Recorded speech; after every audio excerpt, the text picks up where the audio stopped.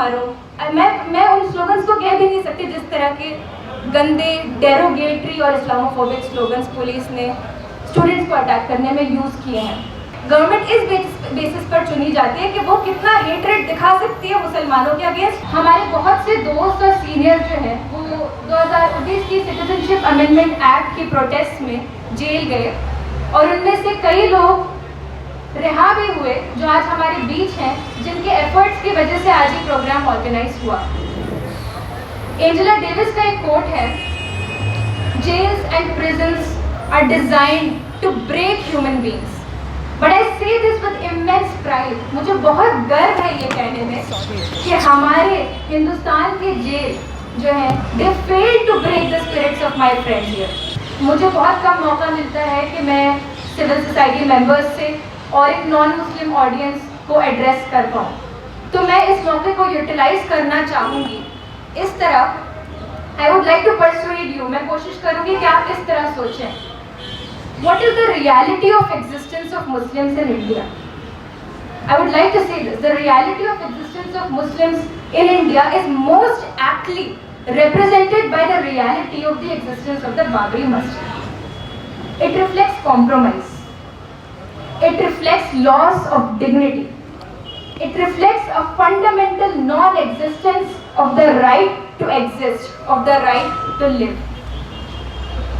लेकिन आज जो हम यहाँ इकट्ठा हुए हैं, हम लोग पुलिसिंग डेमोक्रेसी की बात करने के लिए इकट्ठा हुए हैं, which means we also have to talk about the role of police in the cases of violence. What is the role of police in India? जब मैं इन सारी एजेंसीज को देखती हूँ तो मेरे दिमाग में क्या पिक्चर फॉर्म होती है? मैं किन एजेंसीज की बात कर रही हूँ? मैं बात कर रही हूँ लेजिस्लेचर, एग्जीक्यूटिव, जुडिशरी और लॉ इन्फोर्समेंट एजेंसीज, मीडिया। मैं ये नहीं देखती कि ये जो एजेंसीज हैं जैसे कि पुलिस, ये सारी चीज़ें आपस में एक साथ मिलजुल के काम करती है। ऐसा नहीं कि गवर्नमेंट के ऑर्डर्स पे पुलिस काम करती है तो जो गवर्नमेंट ऑर्डर देगी पुलिस वही करेगी, पुलिस उससे ज़्यादा एक्सेसिव मेजर्स यूज़ नहीं करती है। That is never true. It's not true because when you look at when you look at these things, when you look at the massacres that have happened of Muslims or other minorities in India, when you look at Hashimpura, when you look at Gujarat, when you look at Meerut, when you look at the hundreds of people that were killed in Aligarh, when you look at Northeast Delhi violence, when you analyze the role of the police in these situations, you will realize that the police is not only a tool of the government, it in itself is an Islamophobic agency. When violence happened in Aligarh Muslim University, there are several videos that are on record. They are with the NHRC as well. They have been recorded by students, they have been recorded by administration. बहुत try किया इन लोगों ने कि वो videos ख़त्म की जाए, मगर कई वीडियोस अभी बाकी हैं, कई तो ख़त्म कर चुके हैं।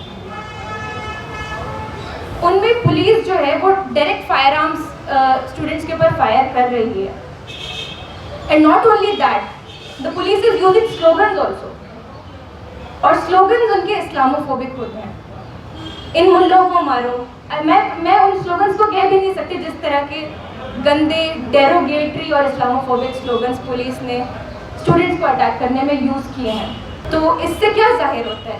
इससे ये जाहिर होता है कि पुलिस के अंदर भी वही सेम हेट्रेड है, और जो पुलिस के अंदर हेट्रेड है वो उसी का रिफ्लेक्शन है जो मासेस के अंदर हेट्रेड है। पुलिस भी कहाँ से आती है? पुलिस भी इंडिया के मासेस से आती है। जब इंडिया के मासेस के अंदर इतना हेट्रेड भरा हुआ है, इतना इस्लामोफोबिया भरा हुआ है, it is only natural that the police will also inherit that. So the Islamophobia in the police force is actually reflective of the Islamophobia in the masses. I would also like to say that there are several agencies that are working together. So the first one is the government. सबसे पहली agency है वो है government. और government किस basis पे चुनी जाती है? गवर्नमेंट इस बेसिस पर चुनी जाती है कि वो कितना हेट्रेड दिखा सकती है मुसलमानों के अगेंस्ट, और कितना हेट्रेड वो how much hatred can it put into action against Muslims. उस बेसिस पर सरकार चुनी जाती है, और फिर वो सरकार अपने लेजिस्लेचर के थ्रू किस तरह के लॉज लेकर आती है, वो सीएए की तरह लॉज लेकर आती है, वो किस लॉ को यूज़ करके स्टूडेंट्स को और एक्टिविस्ट को जेल भेजती है, UAPA, NSA, right? And it will bring more laws like the Uniform Civil Code, which is also again an anti-minority law. So that is one side of the nexus. On the other side of the nexus is the police, जिसकी कहानी, जिसकी दास्तान मैं already बयान कर चुकी हूँ। और कई स्टेटिस्टिक्स हैं, कई इंसिडेंट्स हैं, और in fact you don't have to look, आपको ज़्यादा दूर जाके देखना भी नहीं पड़ता है, आप दिल्ली में ही देख लीजिए the behaviour of the police with Jamia students, the way in which women were dealt with by the police. They were molested in Jamia. In Jamia, the police did not only lathi charge, it used direct firearms on students. In Aligarh, the tear gas shells that were used, they were expired. You know what that led to? Usually क्या होता है, जब tear gas shell फेंका जाता है तो उससे धुआं निकलता है, और यही उसका काम होता है कि धुआं निकले, उससे आपकी आंखों में आंखें धुंधली हो और आप डिस्पर्स करें। मगर अलीगढ़ में 2015 की एक्सपायरी के टीयर गैस शेल्स यूज़ किए गए। उससे क्या हुआ, एक्सपायर होने की वजह से वो टीयर गैस शेल्स एक्सप्लोड हुए, और एक्सप्लोड होने की वजह से बहुत ग्रेव, बहुत खतरनाक इंजरी स्टूडेंट्स को हुई। आप जब उन तस्वीरों को देखेंगे, there is no way that one can believe that something so grave happened in a university campus. My friend lost his entire hand to the violence that happened. One of my other colleagues in the university lost 2 of his fingers in the violence. One of our colleagues in Jamia lost one of his eye. Can these things ever come back? Can the state ever pay reparations for this?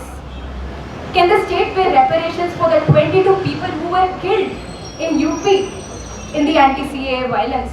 And I don't even want to go there. मैं अगर police की दास्तान बयान करने लगूँ और police के individual cases बयान करने लगूँ तो ये पूरी शाम निकल जाएगी। और यूपी में भी जो जगह जगह हुआ, मेरठ में हुआ, रामपुर में हुआ, आज तक वो केसेस अभी तक चल रहे हैं। And these innocents after 7 years, 10 years, 20 years, 25 years, they'll be acquitted. कि इनके खिलाफ तो कोई केस बनता ही नहीं था, मगर फिर क्या बचता है आदमी के पास? कौन सी जिंदगी बचती है उसके पास? Again, so these were two things.